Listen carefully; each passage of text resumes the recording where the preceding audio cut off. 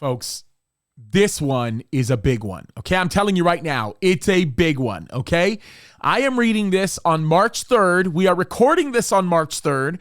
You may get it a few days later, but folks, this one is one to be reckoned with. The title of the report is this: U.S. to lift sanctions from Iran.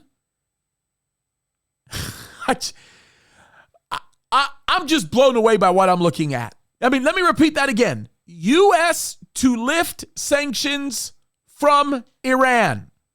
Yes, folks, there is an agreement with Iran that's expected to be signed next week, and they're saying that the U.S. will remove sanctions from dozens of Iranian individuals, terrorists, and institutions. That is not a joke.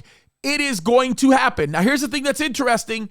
If it does happen, what it in essence does is it enables Iran to do way more than what they're doing now, because now they're going to have all the money that they need to finish their military nuclear program, which is for the most part already pretty much finished. Now, the problem with this, and by the way, I don't even want to begin to think about the insanity associated with the president of the United States right now and his regime and the outright stupidity of what they're absolutely doing. I don't even want to talk about that, because that in and of itself is a crazy issue.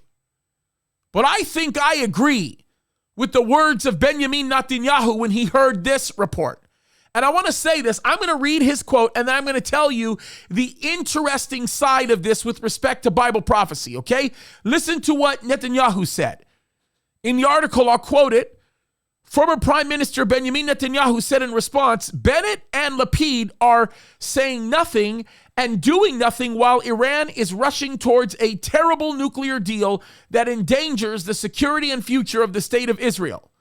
This bad deal will give Iran money for terrorism against us from the north and the south, and international legitimization for an arsenal of nuclear bombs against all Israeli citizens. We must act against Iran with all of our might and immediately. Amen and amen, Netanyahu. Bibi got that one right. I'm telling you right now, I personally think that it was a great detriment to Israel when Bibi left office. But I'm going to just simply say this. With respect to Bible prophecy, we knew and have always known that Iran is going to be one of the nations that joins up with Russia to seek to destroy Israel, and Israel is going to be left helpless in defending herself.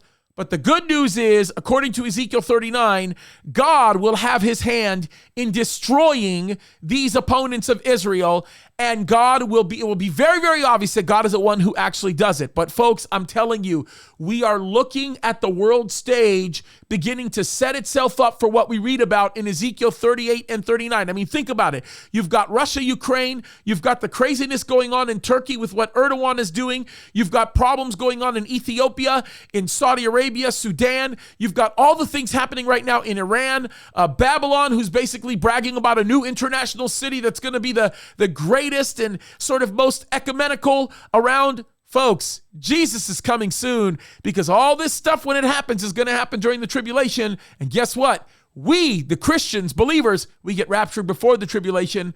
Wake up, folks. Things are changing, and they're changing fast. It is time to be sober and to be watching, and it is time to fight the good fight, to speak out, to stand up, to get involved at every level. Because Jesus is coming soon, and we don't want to get caught riding dirty. We want to get caught doing the work of the kingdom, because we know that things are changing very quickly. God bless you.